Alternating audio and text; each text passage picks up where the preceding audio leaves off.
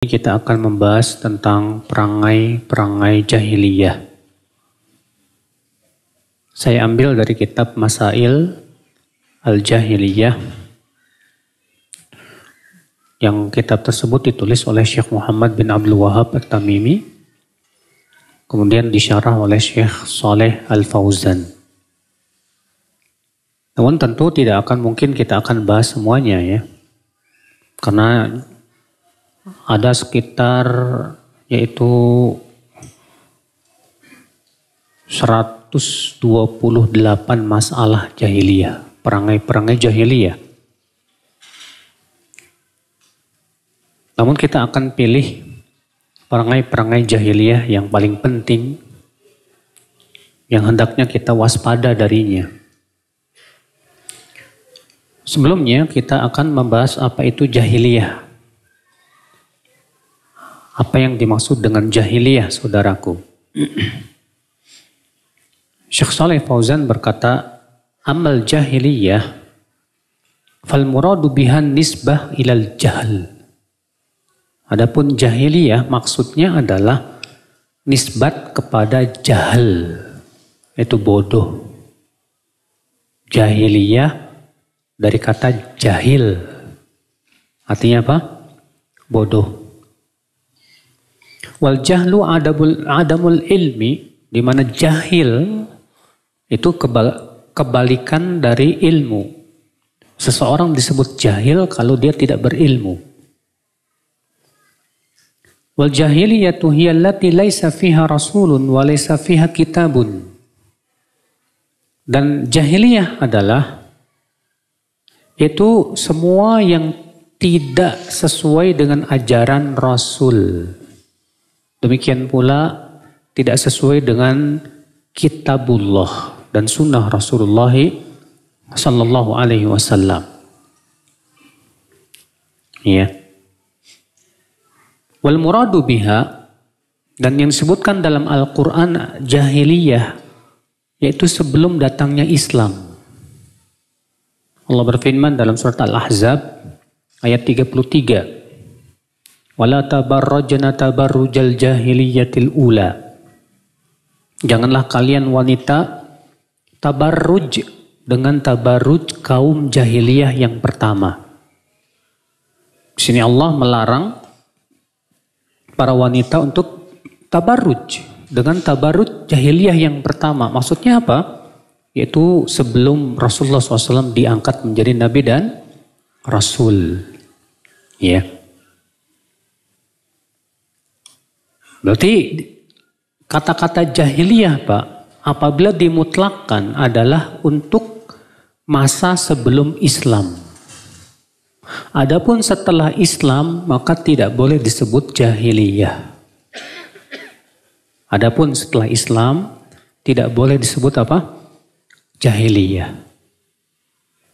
Makanya perkataan sebagian ikhwan mengatakan saya dulu waktu masih jahiliyah, waduh. Ini maksudnya apa ini? Ya.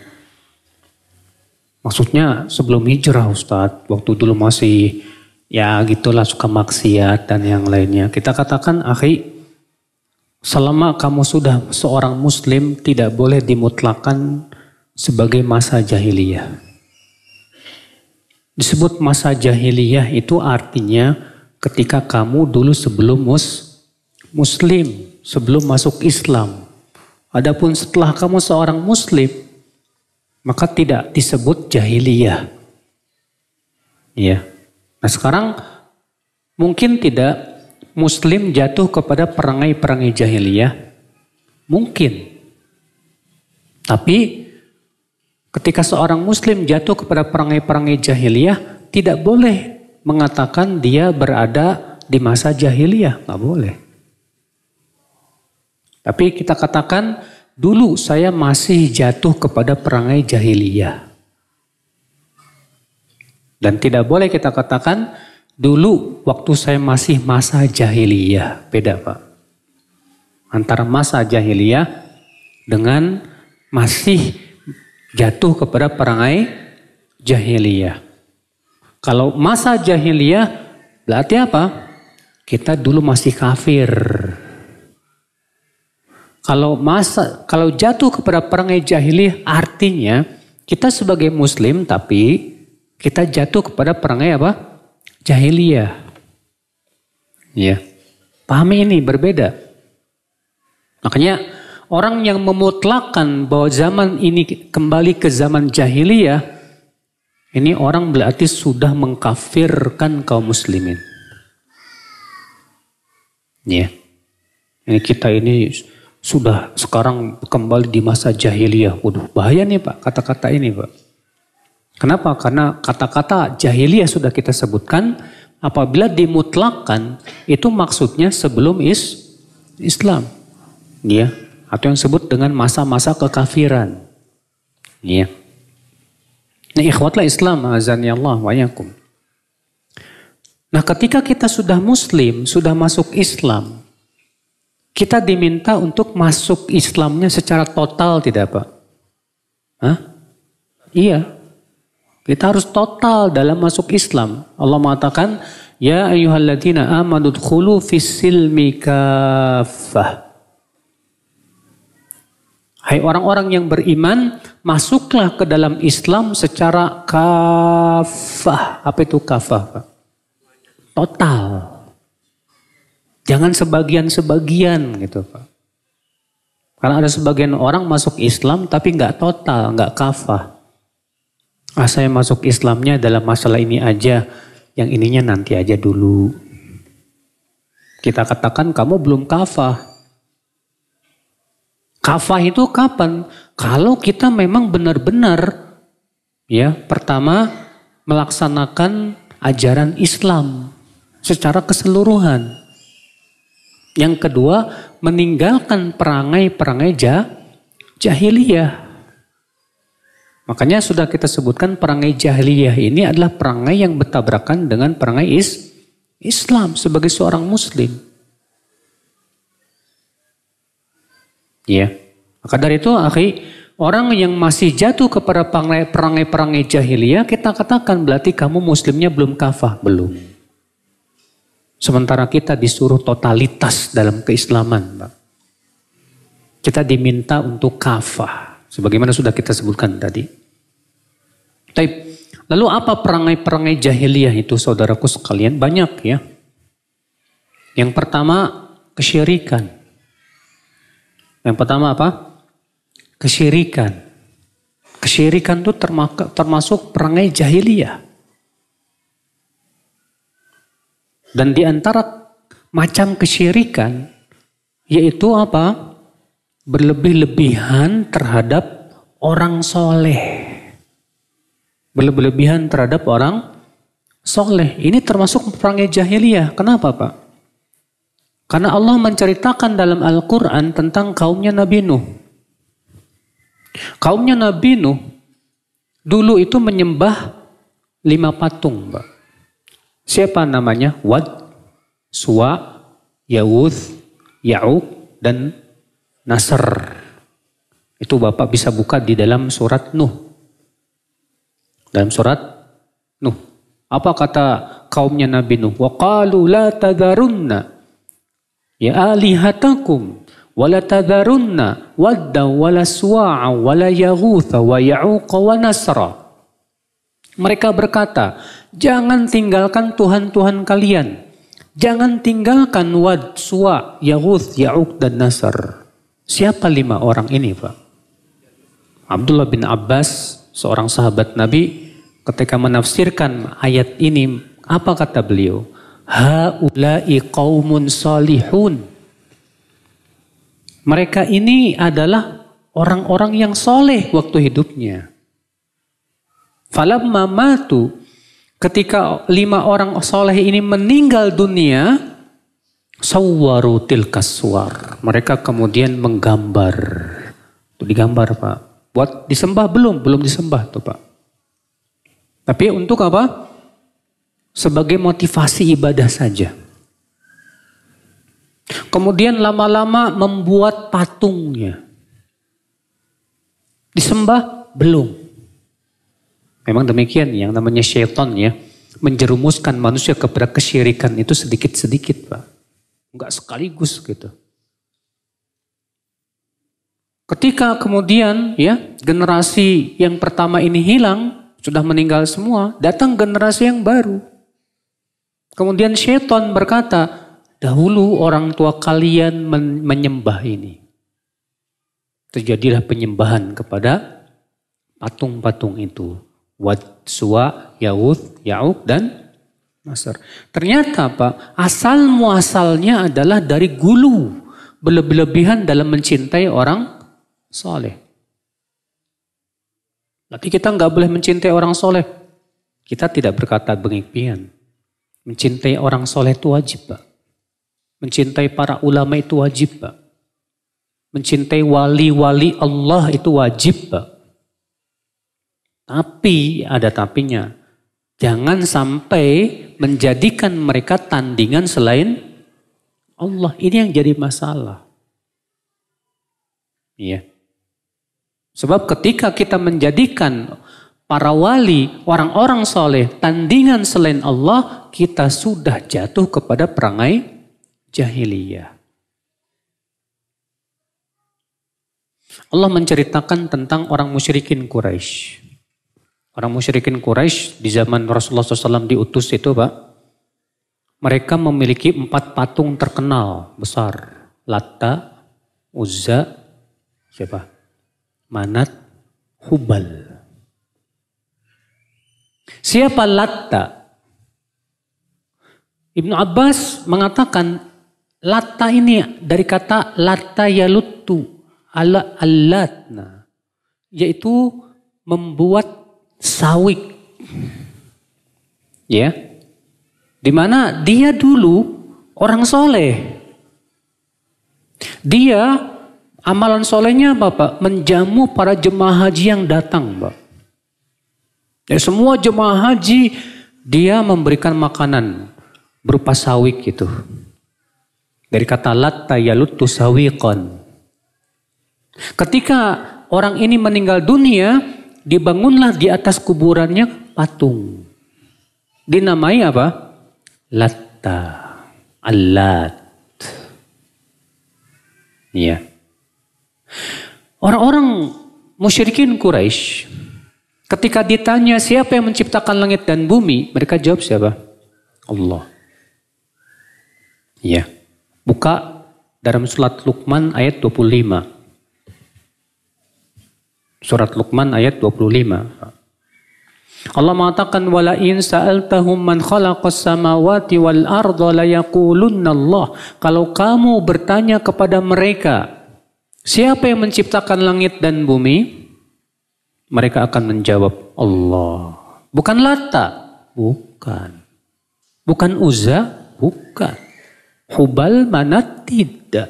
Ternyata orang musyrikin Quraisy itu, Pak, meyakini yang menciptakan langit dan bumi Allah. Bukan Latta, bukan Uzza, bukan Hubal. Kemudian ketika ditanya, kenapa kalian beribadah kepada mereka? Apa kata mereka? Allah sebutkan dalam surat Az-Zumar ayat 3. Surat Az-Zumar ayat berapa? Ya, ayat 3. Ya. Allah mengatakan walladzina takhadhu min dunihi awliya ma na'buduhum illa liyuqarribuna ilallahi zulfa. Dan orang-orang yang mengambil tandingan selain Allah, mereka berkata, kami tidak beribadah kepada mereka. Kecuali agar mereka ini mendekatkan diri kami kepada Allah dengan sedekat-dekatnya. Tuh lihat. Jadi orang-orang musyrikin Quraisy ketika ditanya siapa yang menciptakan langit dan bumi? Allah. Siapa yang memberikan rezeki? Allah. Tapi kenapa kamu meminta kepada siapa? Latta. Kata mereka apa? Kami tidak beribadah kepada mereka. Kecuali agar mereka ini kan orang soleh. Agar mereka mendekatkan kami kepada Allah. Akhirnya apa yang terjadi? Orang-orang musyrikin Quraisy ini, Pak, bertawakal kepada Latta. Berdoa kepada Latta. Meminta syafaat di sisi Allah. Maka Allah membantah keyakinan mereka. Allah mengatakan, "Qul lillahi syafa'atu jami'a." Katakan, syafaat itu hanya milik Allah saja. Siapapun tidak bisa memberikan syafaat tanpa izin Allah dan ridhonya. Nah, orang-orang musyrikin Quraisy ini jahiliyah mereka, Pak. Maka kalau misalnya ada kaum muslimin yang datang kepada kuburan orang soleh misalnya, Pak. Lalu dia minta kepada mayat yang ada di kuburan itu. Berdoa kepada mayat yang ada di kuburan itu dan tawakal kepadanya. Dia sandarkan hatinya kepada mayat tersebut. Maka dia sudah jatuh kepada perangai jahiliyah. Dan bahkan ini syirik besar. Ya. Syirik besar dengan ijma' para ulama. Yang bisa mengeluarkan pelakunya dari Islam. Jadi kita nggak boleh menghormati orang soleh. Boleh ya akhi, menghormati orang soleh itu harus, Pak. Mencintai orang soleh sekali lagi harus. Cuma kan caranya itu, Pak. Jangan sampai kita menjadikan mereka wali-wali Allah, orang-orang soleh itu sebagai tandingan selain Allah. Ini yang jadi masalah. Ya, di negeri kita lihat banyak, Pak, menggambar wali songo. Bahkan saya pernah masuk ke sebuah musola, ada 9 gambar, Pak. Saya nanya, ini gambar siapa? Wali Songo ini. Masya Allah. Mirip dengan perbuatan kaumnya Nabi Nuh. Perbuatan kaumnya Nabi Nuh dahulu seperti itu. Menggambar dulu, Pak. Iya. Makanya Nabi SAW bersabda, "Fa inna asyaddan nasi 'adzaban yaumal qiyamah al-musawwirun." Sesungguhnya di antara orang yang paling keras siksanya nanti pada hari kiamat yang menggambar-gambar yang bernyawa itu. Hadisnya sahih riwayat Bukhari dan Muslim. Makanya semua ulama sepakat menggambar gambar yang bernyawa itu tidak boleh, haram. Saudaraku sekalian, azani Allah wa iyyakum. Nah ini akhi, perangai jahiliyah yang harus kita waspadai. Yaitu menjadikan wali-wali Allah sebagai tandingan selain Allah. Wajib kita yakini wali Allah itu adalah hamba Allah. Yang kewajiban wali Allah adalah menaati Allah dan Rasul. Wajib. Kenapa? Di sebagian firqah Islam, terutama yang namanya tasawuf itu, Pak. Sebagian orang-orang tasawuf yang ekstrim punya keyakinan wali itu katanya lebih tinggi dari Nabi dan Rasul. Sampai-sampai pentolan mereka yang bernama Abul Bistom berkata, "Maqamun nubuwati fil barzakhi fuwaiqar rasul wa dunal wali." Nabi di alam barzakh itu di atas Rasul, di bawah wali. Wah, Masya Allah. Jadi yang paling bawah apa? Rasul. Di atas Rasul siapa? Nabi. Di atas Nabi siapa? Wali. Masya Allah. Ini kata disebutkan oleh Al-Hafidh Ibnu Hajar dalam Fathul Bari, ini keyakinan zindiq. Ini keyakinan apa? Zindiq. Kita umat Islam yakin yang paling tinggi siapa? Rasul. Di bawah Rasul siapa? Nabi. Baru di bawahnya siapa? Wali. Maka kewajiban wali ngikutin syariat siapa? Nabi dan Rasul.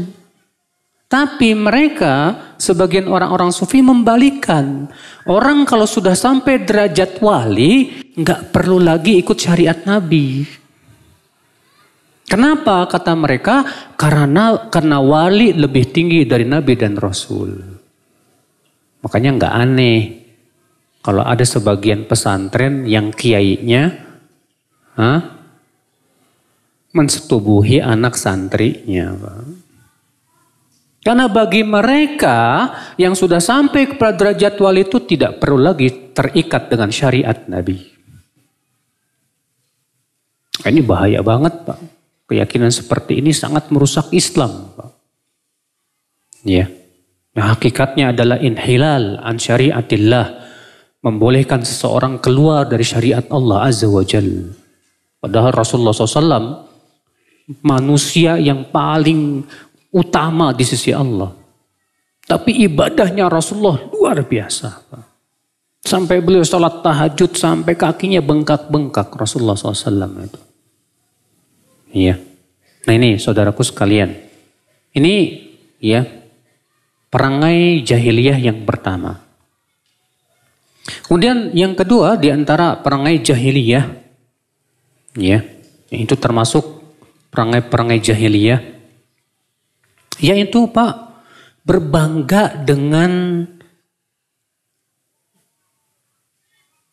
fanatik golongan, Pak. Lebih membanggakan isme. Misalnya seseorang punya partai yang dia banggakan partainya, fanatik dengan partainya. Atau yang ini punya organisasi, fanatik dengan organisasinya.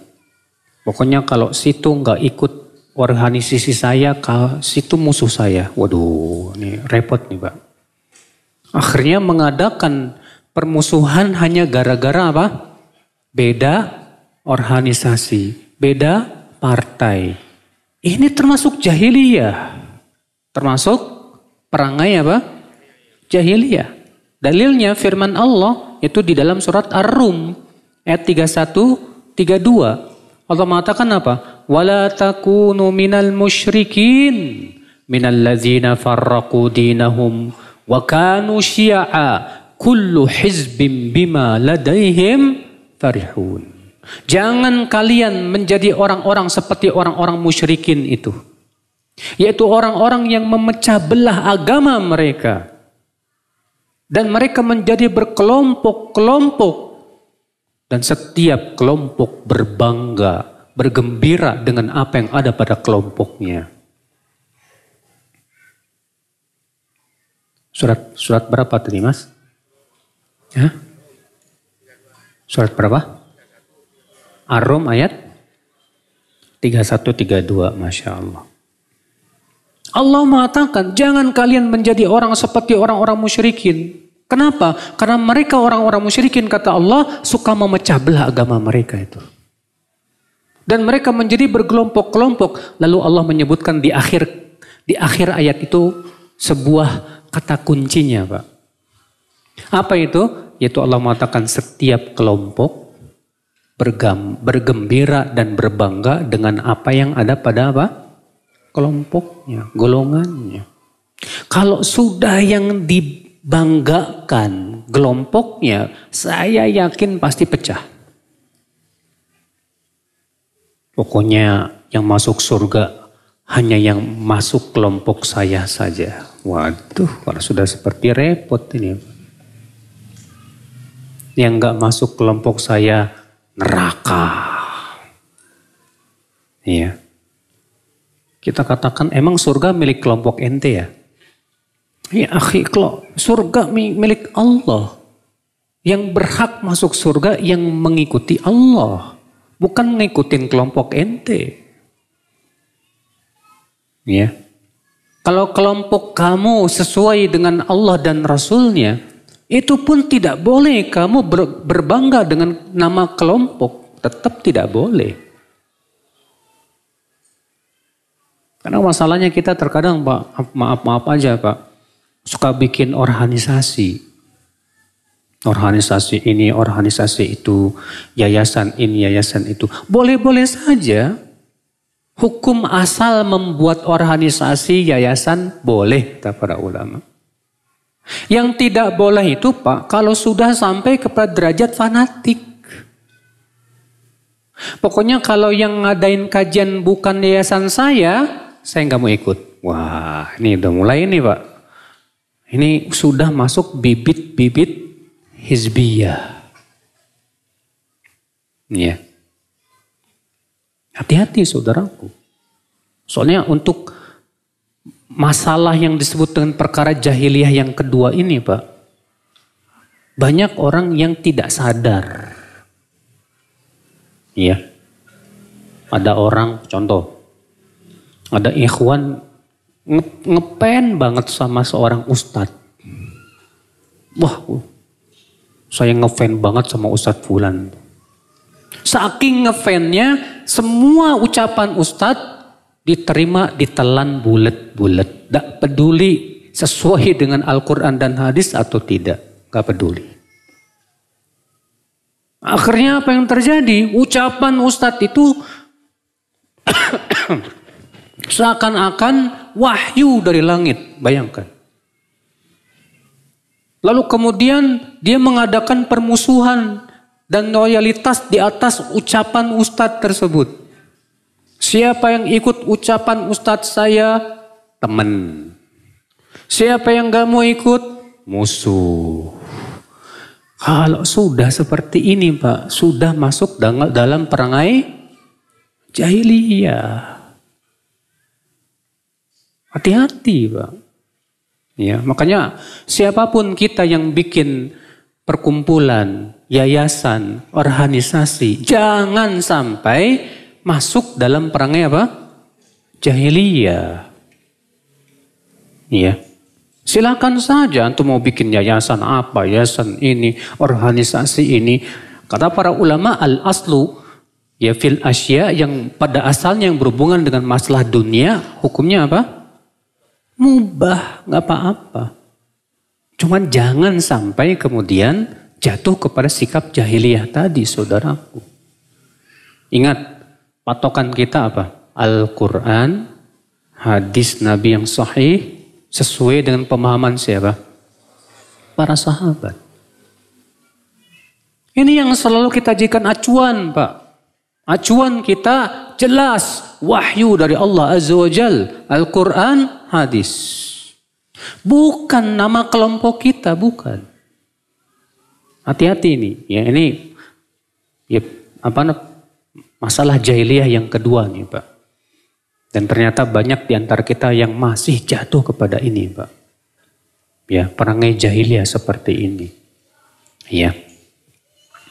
Perangai jahiliyah yang ketiga. Kata beliau, ya, mukhalafatu waliyil amri wa adamul inqiyad lahu fadilah wa sam'a wa ta'alahu dhullun wa mahanah. Di antara perangai jahiliyah menganggap bahwa menaati pemimpin, ya, ulil amri, katanya itu kehinaan. Jadi mereka memandang, ya, menyelisihi pemimpin ulil amri itulah keutamaan. Akhirnya apa? Mereka tidak mau mendengar ulil amri, Pak. Pemimpin. Saudaraku sekalian, dalam Islam, Pak, yang diajarkan oleh Rasulullah SAW, wajib kita mendengar dan taat kepada pemimpin kita, Pak. Walaupun dia berbuat zolim sekalipun.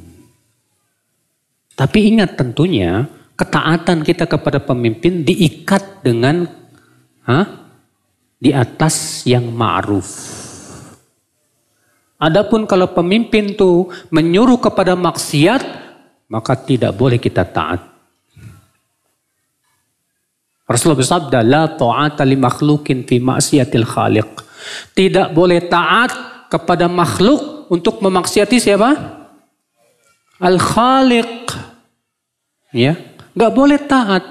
Tapi bukan berarti kita memberontak, nggak boleh.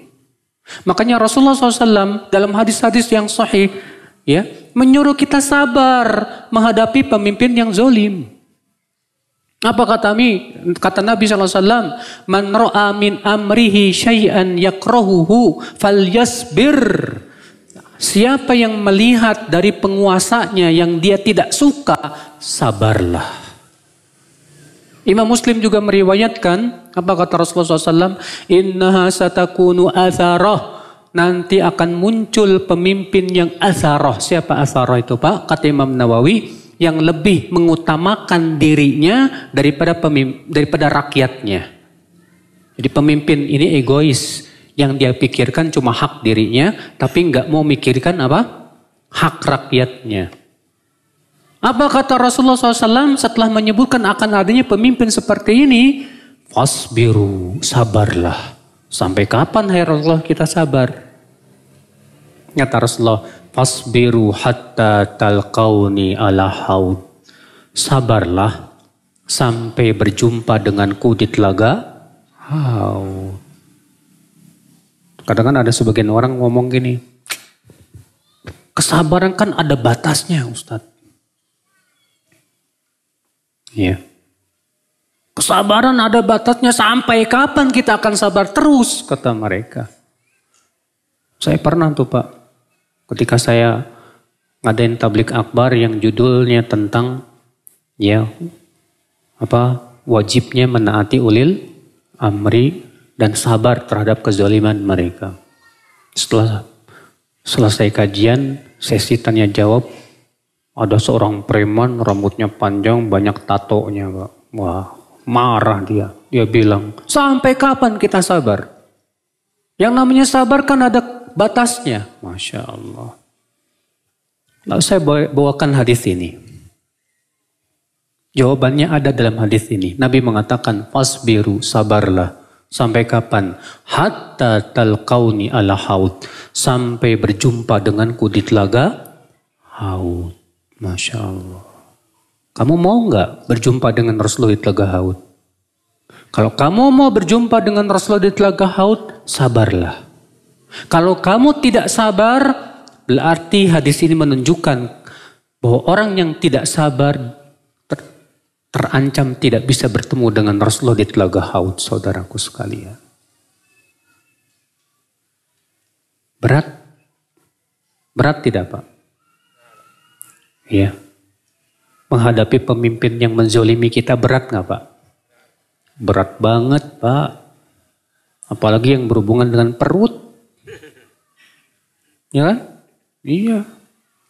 Makanya Nabi SAW bersabda apa? Satakunu ba'di a'immah yahtaduna bi ghairi hadi wa yastannuna bi ghairi sunnati. Dalam Sahih Muslim juga. Akan ada setelahku penguasa-penguasa, pemimpin-pemimpin yang mengambil petunjuk selain petunjukku dan mengambil sunnah selain sunnahku. Lihat. Wasayaqumu fihim rijal, dan akan ada pada mereka penguasa-penguasa qulubuhum qulubu syayatin fi jusmanil ins, yang hatinya hati setan di badan manusia. Berarti ini pemimpin jahat ini Pak. Kenapa? Hatinya hati setan, badannya manusia. Masya Allah. Lihat, Nabi menyipati pemimpin ini pertama apa? Tidak mengambil petunjuk Nabi sebagai petunjuk. Dan tidak mengambil sunnah Nabi sebagai sunnah.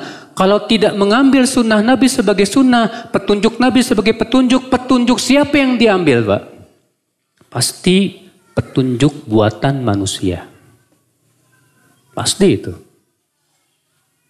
Lalu Nabi tidak sampai situ. Nabi mengatakan, dan akan ada pemimpin-pemimpin yang hatinya hati setan, badannya manusia. Kemudian Nabi ditanya oleh seorang sahabat. Apa kata sahabat ini? Madza ta'muruna ya Rasulullah? Apa yang kau perintahkan kepada kami ya Rasulullah ketika kami mendapatkan pemimpin yang seperti ini? Apa kata Rasulullah? Isma' wa ati'. Wa in dhuriba dhahruk wa ukhidha malu. Tetap kamu mendengar dan taat dalam perkara yang ma'ruf.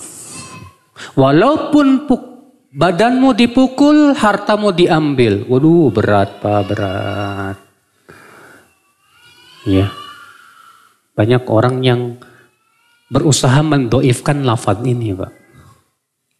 Padahal lafaz ini ada dalam Sahih Muslim. Dan disahihkan oleh banyak ulama dan banyak syawahidnya. Bahkan asar para sahabat seperti Umar menasihati sama dengan nasihat ini. Dan asar itu sahih. Cuma masalahnya memang berat Pak. Kita antum kalau dizolimi oleh pemimpin geram nggak Pak? Kesel nggak Pak? Wah pengennya sih doain mampus loh gitu Pak. Ya Allah mudah-mudahan tuh orang cepat mampus misalnya. Masya Allah. Pernah akhul Islam Al-Hasan Al-Basri mendengar seorang laki-laki mendoakan keburukan dan kebinasaan atas Hajjaj bin Yusuf. Hajjaj bin Yusuf ini panglima perangnya Abdul Malik bin Marwan. Dan dia membunuh 120.000 kaum muslimin. Ya, dengan cara dibiarkan kelaparan sampai mati. Yaqtulunahum ya sobron. Akhirnya orang ini saking bencinya kepada Hajjaj. Dan memang membenci pemimpin yang zalim boleh-boleh saja sebetulnya, Pak. Kita tidak boleh setuju dengan kezalimannya. Tapi kita tetap tidak boleh apa? Memberontak. Apa kata orang ini? Allahumma alaika bihajjaj. Ya Allah, binasakan si Hajjaj itu ya Allah. Apa kata Al-Hasan Al-Basri? La taf'al. Jangan berdoa seperti itu. Saya khawatir Allah kabulkan doamu. Lalu si Hajjaj binasa ternyata penggantinya kera dan babi. Maksudnya saya khawatir Allah kabulkan doamu ternyata penggantinya lebih kejam dari dia. Makanya akhi, antum misalnya mendoakan keburukan kepada penguasa yang zalim. Antum yakin nggak yang menggantikannya bahkan lebih baik? Hah? Belum tentu, Pak. Kita aja, Pak, sudah merasakan deh. Dulu bagaimana ratusan ribu mahasiswa turun ke jalan minta Pak Soeharto turun. Ya kan? Turunlah Pak Soeharto. Sekarang tinggal kenangan. Muncul gambar enakan zamanku toh. Cuma bisa gigit jari. Ternyata enakan zaman Soeharto ya katanya. Iya. Kenapa Pak? Ini harusnya kita ambil pelajaran gitu loh Pak. Cuma masalahnya kita ini nggak ngambil pelajaran. Gak mau ngambil pelajaran kita ya. Kita pengen punya pemimpin kayak Umar bin Khattab. Tapi kita rakyatnya nggak kayak rakyat Umar bin Khattab, gimana? Makanya Abdul Malik bin Marwan berceramah di hadapan rakyatnya. Apa kata Abdul Malik bin Marwan? Ansifuni ya ma'syar ra'iyah. Hai rakyatku, bersikap adil kalian kepadaku. Turiduna minni sirata Abi Bakrin wa Umar. Kalian ingin aku sebagai pemimpin seperti Abu Bakar dan Umar. Tapi kalian sebagai rakyat tidak seperti rakyat Abu Bakar dan Umar. Jadi menghayal Pak. Pengen punya pemimpin kayak Umar. Sementara kita rakyatnya jauh. Makanya akhwal Islam. Yang tugas kita sekarang itu memperbaiki rakyat dulu Pak. Perbaiki supaya mereka beriman, bertakwa, beramal soleh. Kalau rakyatnya semua sudah beriman, bertakwa, beramal soleh, pasti Allah berikan pemimpin yang sama. Karena kata para ulama, fakama takununa yuwalla alaikum. Sebagaimana kalian berada pada sebuah keadaan, demikianlah keadaan pemimpin kalian. Pemimpin itu cerminnya rakyat. Kalau rakyatnya garong, ya pemimpinnya juga garong. Kalau rakyatnya ya tukang korupsi, ya pemimpinnya juga nggak jauh-jauh, Pak. Kita berharap ya punya pemimpin yang bebas korupsi. Sementara rakyat sampai tingkat RT korupsi, gimana coba? Gak mungkin, akhi. Nah di sini, akhi, ya. Jadi ya termasuk perangai jahiliyah, saudaraku. Termasuk perangai apa? Jahiliyah, yaitu memberontak kepada pemimpin yang sah. Selama seorang muslim, kita tidak boleh memberontak. Tapi doakan kebaikan, Pak. Doakan kebaikan. Apa manfaatnya antum mendoakan kebinasaan? Memang betul kita punya keyakinan mendoakan orang yang zolim dengan kecelakaan boleh-boleh saja. Tapi bukankah lebih baik kalau kita mendoakan kebaikan buat ya mereka, terutama para pemimpin? Bahkan Imam Al-Barbahari, Pak, Imam Al-Barbahari ya menyebutkan tentang di antara tanda Ahlus Sunnah itu apa? Kata Imam Al-Barbahari, "Idza ra'aita rajulan yad'u lis-sultani fa'lam annahu min ahli sunnati insyaallah."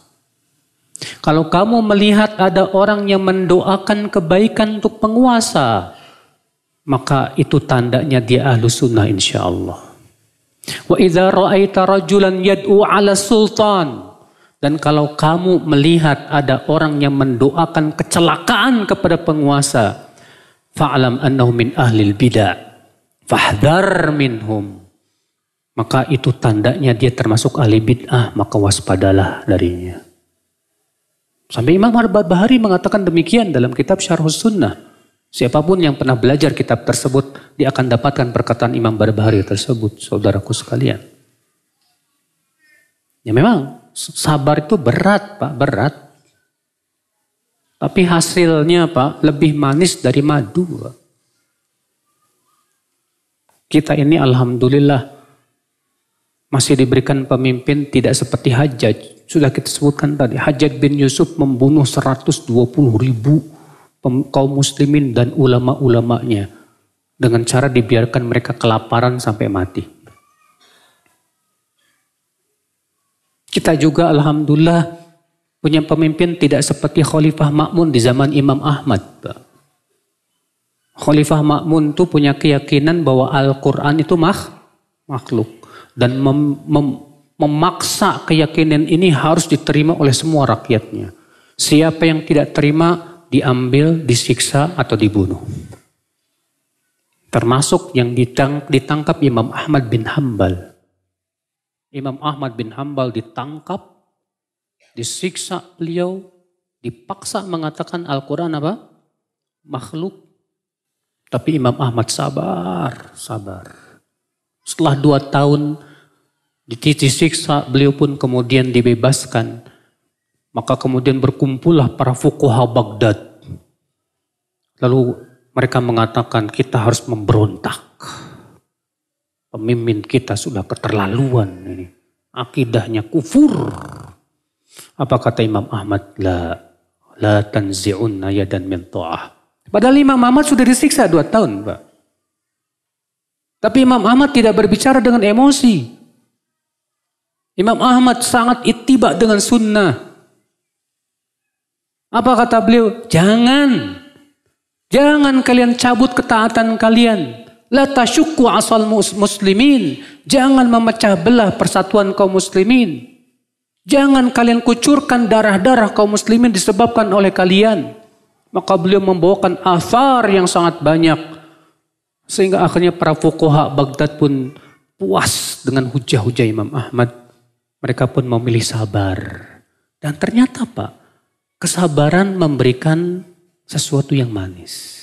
Tak lama kemudian, ya, setelah Khalifah Ma'mun meninggal, diganti Mu'tasim Billah, diganti Al-Wathiq Billah. Ini tiga khalifah ini memang semua memusuhi sunnah semua, Pak. Tak lama kemudian naiklah Al-Mutawakkil 'ala Allah.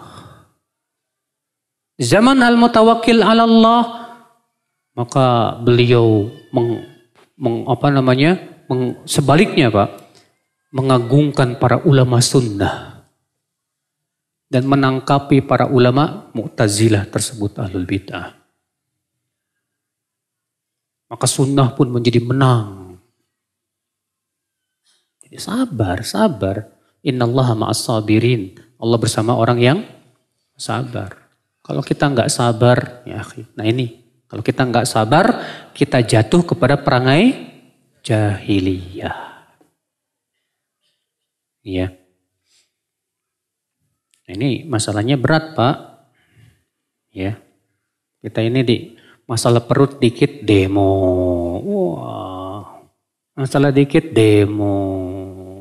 Ya, akhi, demo bukan dari Islam sama sekali. Ya. Perangai jahiliyah selanjutnya, saudaraku sekalian. Inna dinahum mabniun ala usulin a'zamaha at-taqlid. A'zamiha at-taqlid.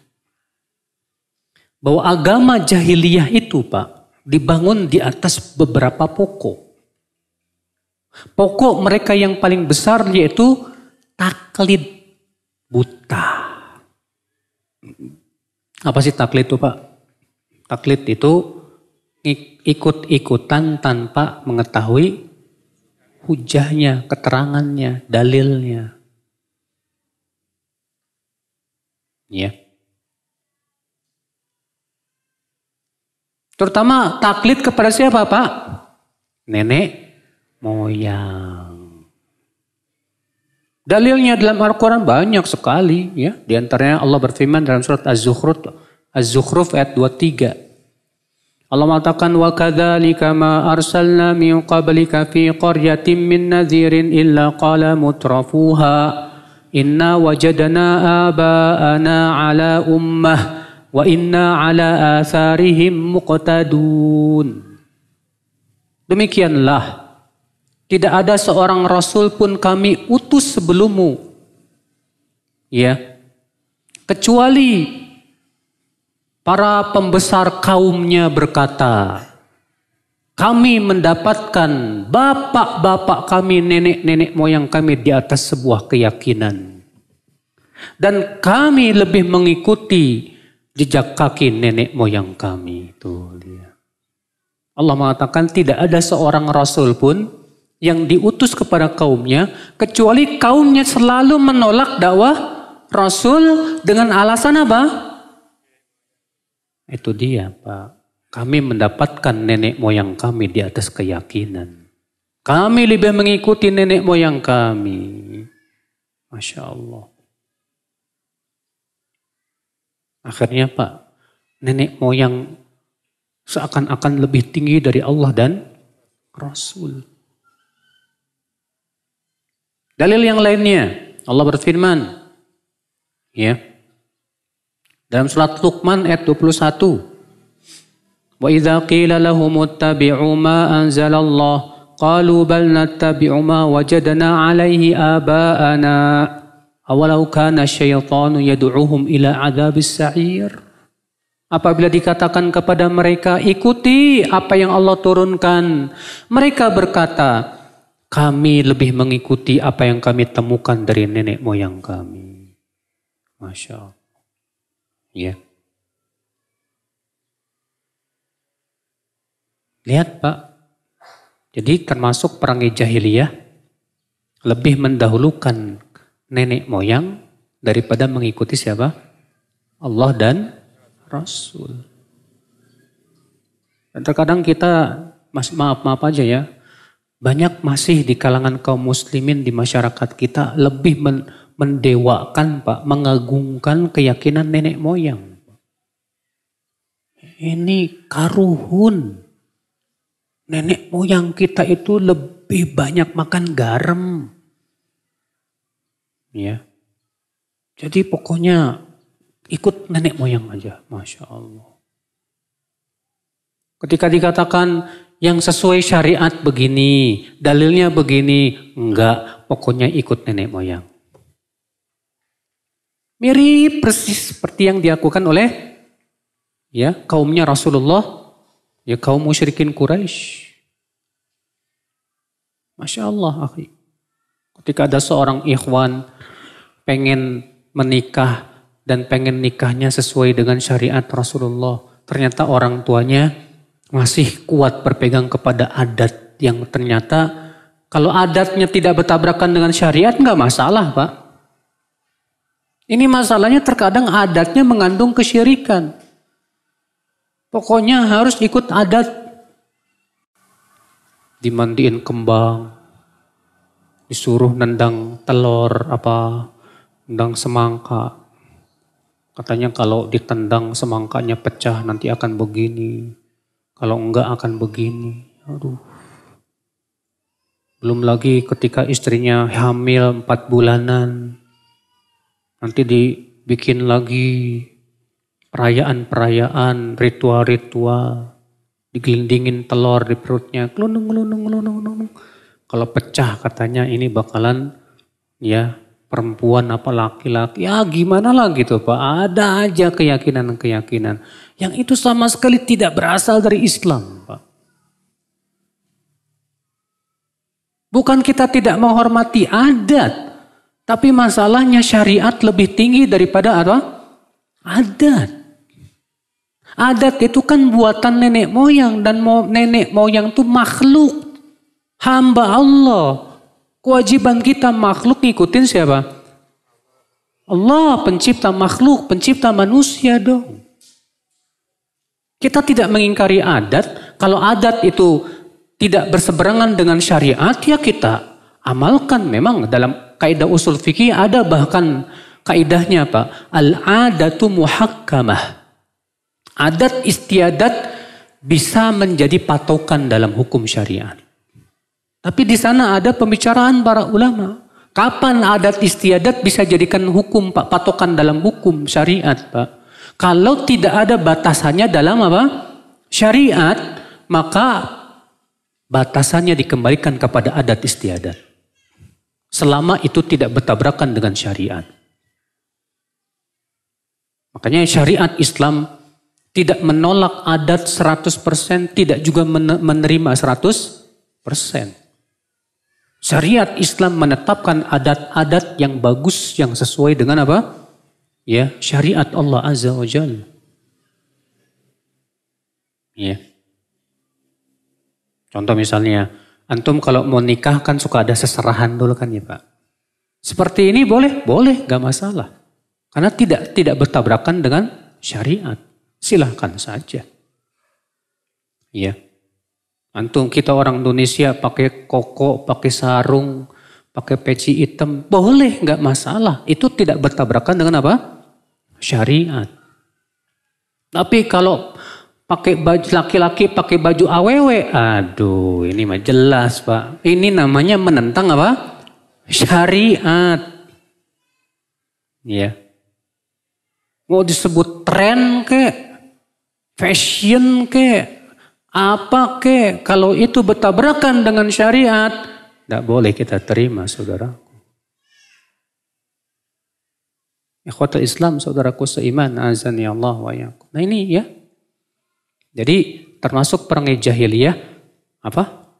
Taklid buta kepada nenek moyang. Kalau taklid kepada ulama boleh enggak? Boleh. Bagi orang awam. Dalilnya firman Allah, fas'alu ahla dzikri in kuntum la ta'lamun. Tanya ahlinya jika kamu tidak tahu. Maka kalau kita sudah bertanya kepada seorang ulama, lalu ulama menjawab, kita wajib menjalankan fatwa ulama tersebut. Kecuali kalau ternyata fatwa ulama bertabrakan dengan apa? Al-Quran dan hadis. Dan kita tahu fatwa ini bertabrakan dengan Al-Quran dan hadis, tidak boleh kita ikuti apa? Fatwa ulama tersebut. Saudaraku seiman, azani Allah wa iyyakum. Nah ini ya. Jadi ini termasuk perangai apa? Jahiliyah. Ya, taklid kepada nenek moyang. Yang kelima Pak, perangai jahiliyah. Apalagi Pak? Kata beliau, al-iktiraru bil aktsar. Tertipu dengan jumlah mayoritas. Wa yahtajjuna bihi ala sihhati syai'. Dan menjadikan jumlah mayoritas sebagai hujah untuk menilai sesuatu itu benar atau tidak. Ya. Wa yastadilluna ala butlani syai' bi ghurbati wa qillati ahli. Dan mereka berdalil dengan jumlah mayoritas untuk menghukumi yang minoritas sebagai perkara yang batil. Jadi mereka menganggap kalau jumlah mayoritas pasti benar. tertipu dengan jumlah yang paling banyak. Maka Allah Subhanahu wa taala pun membatalkan keyakinan ini, Pak. Allah berfirman dalam surat Al-An'am ayat 116. Wa in tuti aktsara man fil ardi yudhilluka an sabilillah. Kalau kamu menaati kalau kamu menaati manusia yang ada di muka bumi ini, kebanyakan manusia, kalau kamu menaati kebanyakan manusia yang ada di muka bumi ini, mereka akan menyesatkan kamu dari jalan Allah. Allah mengatakan bahwa kebanyakan, mayoritas manusia di bumi ini justru menyesatkan. Allah berfirman, wa qalilum min ibadiyasy syakur. Sedikit sekali dari hambaku yang bersyukur. Berarti mayoritas manusia tidak bersyukur. Makanya dalam Islam, untuk menentukan atau menjadikan parameter ini benar atau salah bukan mayoritas. Dalam Islam untuk menentukan parameter ini benar atau salah, dalil dari Al-Quran, hadis, dan apa yang dipahami oleh salafus salih. Ya. Sekarang saya mau tanya, Pak. Umat Islam di seluruh dunia berapa persen sih, Pak? Jumlah manusia seluruh dunia, ya, berapa miliar? Umat Islamnya berapa miliar? Hah? Ada yang pernah tahu nggak?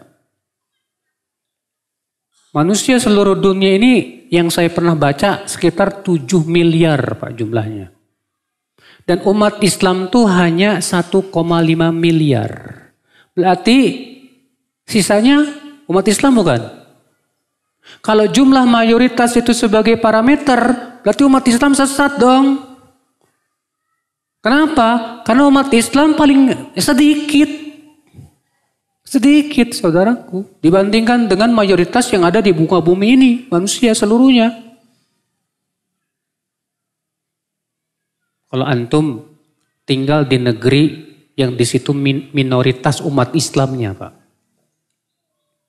Antum tinggal di negeri yang umat Islamnya apa? Minoritas. Apakah berarti gara-gara antum minoritas di sana antum jadi sesat? Ya enggak lah. Maka kalau kita menganggap sesat gara-gara dia minoritas, berarti kita jatuh kepada perangai apa? Jahiliyah. Ya. Maka dari itulah, Pak, dalam menilai parameter kita, dalam menilai kebenaran atau tidak, berdasarkan wahyu dari Allah yang Allah turunkan kepada Rasulullah Sallallahu Alaihi Wasallam. Mana dalilnya? Kamu mengatakan bahwa ini halal, ini haram. Mana dalilnya? Kamu mengatakan ini sunnah. Mana dalilnya? Kamu mengatakan ini termasuk syariat. Mana dalilnya? Karena syariat milik Allah Azza wa Jal. Syariat ini milik siapa? Milik Allah. Jangan sekali-kali mengatakan ini halal, ini haram, ini sunnah, ini bid'ah, ini kecuali dengan burhan. Bukti dari Allah dan Rasulnya. Ada kaidah-kaidahnya, Pak. Jelas, Pak. Alhamdulillah Islam ini agama ilmiah, Pak. Rasulullah sudah menjelaskan semuanya, Pak. Ya, kata Abu Dzar, tidak tersisa semua yang memasukkan ke surga kecuali sudah dijelaskan oleh Rasulullah. Dan tidak tersisa semua yang menjerumuskan ke neraka kecuali sudah dijelaskan oleh Rasulullah Sallallahu Alaihi Wasallam. Sudah dijelaskan. Cuma kitanya aja tinggal belajar. Tinggal apa? Tinggal belajar.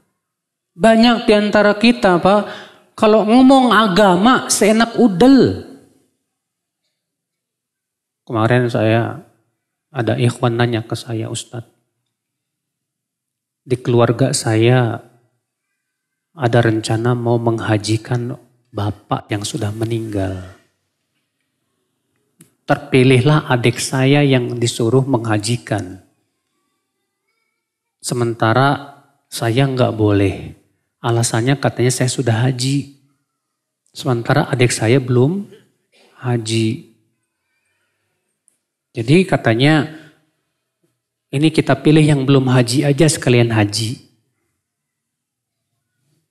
Masya Allah. Terus padahal saya sudah bilang ke keluarga saya, Ustadz, Bu, tidak boleh menghajikan orang kecuali kalau syaratnya satu. Syaratnya yang menghajikan itu sudah haji. Berdasarkan hadis riwayat Tirmizi. Ada seorang laki-laki berkata, Labbaik an Syubrumah. Dia rupanya mau menghajikan orang yang bernama apa? Syubrumah. Kemudian Rasulullah bertanya, siapa Syubrumah itu? Kata dia saudaraku ya Rasulullah. Kata Rasulullah, hajajta an nafsik, kamu sudah menghajikan dirimu sendiri belum? Belum. Apa kata Rasulullah? Hujja an nafsik, thumma hujja an Syubrumah. Hajikan dulu dirimu, baru kemudian hajikan siapa? Syubrumah. Apa kata keluarganya? Udahlah,